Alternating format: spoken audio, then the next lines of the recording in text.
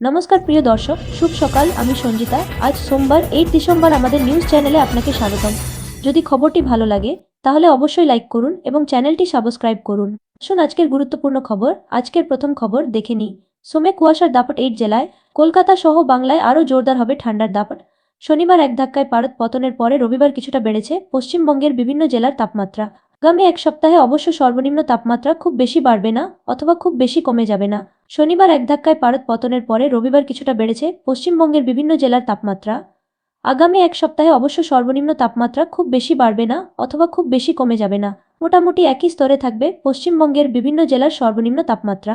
আলিপুর আবহাওয়া দপ্তরের তরফে জানানো হয়েছে, আগামী 7 দিন পশ্চিমবঙ্গের সব জেলার দার্জিলিং, জলপাইগুড়ি, কালিম্পং, আলিপুরদুয়ার, কোচবিহার, উত্তর দিনাজপুর, দক্ষিণ দিনাজপুর, মালদা, কলকাতা, হুগলি, উত্তর 24 পরগনা, দক্ষিণ 24 পরগনা, পূর্ব মেদিনীপুর, পশ্চিম মেদিনীপুর, ঝাড়গ্রাম, পুরুলিয়া, বাঁকুড়া, পূর্ব বর্ধমান, পশ্চিম বর্ধমান, বীরভূম, মুর্শিদাবাদ এবং নদিয়া সর্বনিম্ন তাপমাত্রার রাতের তাপমাত্রা তেমন পরিবর্তন হবে না।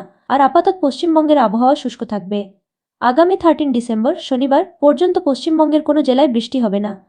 পাহাড়ে আপাতত তুষারপাতেরও পূর্বাভাস দেওয়া হয়নি। তবে সোমবার এবং মঙ্গলবার সকালের দিকে উত্তরবঙ্গের প্রতিটি জেলার একটি বা দুটি অংশে হালকা থেকে মাঝারি কুয়াশা থাকবে। ইনপুট কিছুটা কমে যাবে দৃশ্যমানতা। ঘন কুয়াশা অবশ্য থাকবে না। ফলে কোনো জেলায় সতর্কতা জারি করা হয়নি। আলিপুর আবহাওয়া দপ্তরের তরফে জানানো হয়েছে, আজ কলকাতার সর্বোচ্চ তাপমাত্রা হল 25.6 ডিগ্রি সেলসিয়াস, যা স্বাভাবিকের থেকে 2.2 ডিগ্রি কম। আর সর্বনিম্ন তাপমাত্রা হল 15.2 ডিগ্রি, যা স্বাভাবিকের থেকে 1.4 ডিগ্রি কম। মূলত আকাশ পরিষ্কার থাকবে, তবে সোমবার সকালের দিকে হালকা ধোঁয়াশা থাকতে পারে। পরবর্তী খবর, ব্রিগেড থেকে হিন্দু রাষ্ট্রের ডাক, গীতা পাঠের মঞ্চে কি বললেন বাগেশ্বর ধামের ধীরেন্দ্রকৃষ্ণ শাস্ত্রী? বাগেশ্বর ধামের ধীরেন্দ্রকৃষ্ণ শাস্ত্রী বললেন, বাংলার হিন্দুদের উদ্দেশ্যে আমার বার্তা, আপনারা যখন এক হবেন তখনই ভারত হিন্দু রাষ্ট্রে পরিণত হবে। গতকালই বাংলা সরগরম ছিল মুর্শিদাবাদের বাবরি মসজিদের ভিত্তিপ্রস্তর স্থাপন নিয়ে।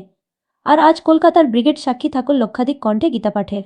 আর সেই গীতা পাঠের অনুষ্ঠানের মঞ্চ থেকেই হিন্দু রাষ্ট্রের পক্ষে সওয়াল বাগেশ্বর ধামের ধীরেন্দ্রকৃষ্ণ শাস্ত্রী।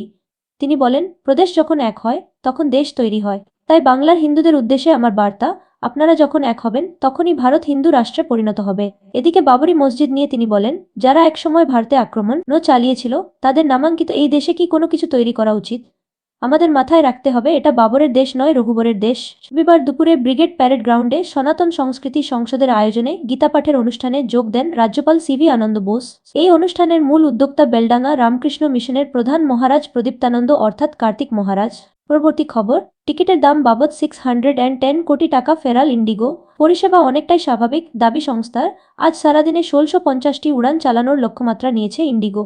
সংস্থার মোট উড়ানের 75% সময় ছেড়েছে বলে দাবি করা হয়েছে। কেন্দ্রীয় সরকারের কড়া নির্দেশ ছিল, রবিবার রাত 8টার মধ্যে বাতিল হওয়া সমস্ত উড়ানের টিকিটের দাম ফেরত দিতে হবে। ইন্ডিগোকে এনডিটিভিতে প্রকাশিত প্রতিবেদন অনুযায়ী রবিবার সন্ধে পর্যন্ত বাতিল হওয়া উড়ানের টিকিটের মূল্য বাবদ 610 কোটি টাকা ফেরত দিয়েছে। ইন্ডিগো সংস্থার পক্ষ থেকে জানানো হয়েছে, বিমানবন্দরে জমে থাকা মালপত্র দ্রুত যাত্রীদের কাছে ফেরানোর কাজ চলছে। পাশাপাশি আগামী 15 ডিসেম্বর পর্যন্ত উড়ান বাতিল হলে যাত্রীদের থেকে ক্যান্সেলেশন অথবা রিশিডিউলিং চার্জ আদায় করা হবে না বলে এদিনও ফের জানিয়েছে ইন্ডিগোর পক্ষ থেকে। এদিন দাবি করা হয়েছে, গত কয়েকদিনের তুলনায় আজ তাদের পরিষেবায় অনেকটাই উন্নতি হয়েছে। পরিষেবা স্বাভাবিক করতে কর্মীরাও 24 ঘন্টা কাজ করছেন। আজ সারাদিনে 1650টি উড়ান চালানোর লক্ষ্যমাত্রা নিয়েছে ইন্ডিগো সংস্থার। মোট উড়ানের 75% সময় ছেড়েছে বলে দাবি করা হয়েছে। যে 1348টি বিমানবন্দরে ইন্ডিগো পরিষেবা দেয় তার মধ্যে 131টি থেকেই ফের পরিষেবা শুরু করা গিয়েছে বলে দাবি করা হচ্ছে। তবে এদিনও সংস্থার 500 উড়ান বাতিল হয়েছে। ফলে পরিস্থিতি পুরোপুরি স্বাভাবিক হয়েছে তা এখনই বলা যাচ্ছে না। পরবর্তী খবর, চেঁচিয়ে থাকাটাই সবচেয়ে বড় আশীর্বাদ। গোয়ার অগ্নিকাণ্ডে রক্ষা পেয়ে উপলব্ধি বিদেশিনী নর্তকীর। গোয়ার জনপ্রিয় নৈশ ক্লাবে পার্টি চলাকালীন অগ্নিকাণ্ডে 25 জনের মৃত্যুতে তোলপাড় গোটা দেশ। বেআইনিভাবে নির্মাণ, সংকীর্ণ প্রবেশপথ, ভুরি ভুরি অভিযোগ উঠছে ক্লাবের বিরুদ্ধে। এবার সেই ভয়াবহ অগ্নিকাণ্ড নিয়ে মুখ খুললেন ক্লাবের এক নর্তকী। আগুনের গ্রাস থেকে বেঁচে ফিরতে পেরে নিজেকে ভাগ্যবতী মনে করছেন তিনি। উত্তর গোয়ার আটপোড়ায় বাগা সমুদ্র সৈকতের কাছে অবস্থিত জনপ্রিয় এই নৈশ ক্লাবটির নাম বীর্য। শনিবার পার্টি চলাকালীন আচমকায় আগুন ধরে যায় সেখানে। অন্তত 25 জনের মৃত্যু হয় অগ্নিদগ্ধ হয়ে। ক্রিস্টিনা নামের এক নর্তকীর পারফরম্যান্স চলাকালীনই আগুন ধরে যায় ক্লাবে। কোনোমতে প্রাণ হাতে করে বেরিয়ে আসেন কাজাখস্তানের নাগরিক ক্রিস্টিনা। সাক্ষাৎ মৃত্যুকে এড়িয়ে তিনি বলছেন, বেঁচে থাকাটাই সবচেয়ে বড় আশীর্বাদ। পরবর্তী খবর, বিশ্বজয়ের মঞ্চে প্রপোজ থেকে ইনস্টাগ্রামে বিচ্ছেদ। রয়েল স্মৃতি পলাশের হৃদয়ভঙ্গের যাত্রা, মধুরেণ সমাপয়েত হল না স্মৃতি পলাশের সম্পর্কের। বিশ্বজয়ের মঞ্চে হাঁটু মুড়ে বিয়ের প্রস্তাব। বিয়ের কয়েকদিন আগে থেকে উৎসবের শুরু, আর শেষটা না, রূপকথার সমাপ্তি হলো না। পালরিতের স্বাদের বিয়ে আর দেখা হলো দেশবাসীর, বরং সোশ্যাল মিডিয়ার পোস্টে স্মৃতি মন্ধানা ও পলাশ মুছল দুজনেই জানিয়ে দিলেন বিয়ে ভাঙছেন। মাঝে একরাশ অভিযোগ। রিল স্মৃতি পলাশের সম্পর্ক ভাঙাগড়ার পুরো টাইমলাইন। ফিরে যাওয়া যাক 1.5 বছর আগে। ক্রীড়াপ্রেমীদের ন্যাশনাল ক্রাশ স্মৃতি মন্ধানা জানিয়ে দিলেন তিনি কমিটেড। বলিউডের সুরকার পলাশ মুছলের সঙ্গে সম্পর্কের কথা জানালেন তিনি। ততদিনে সেই সম্পর্ক 5 বছরে পা দিয়ে দিয়েছে।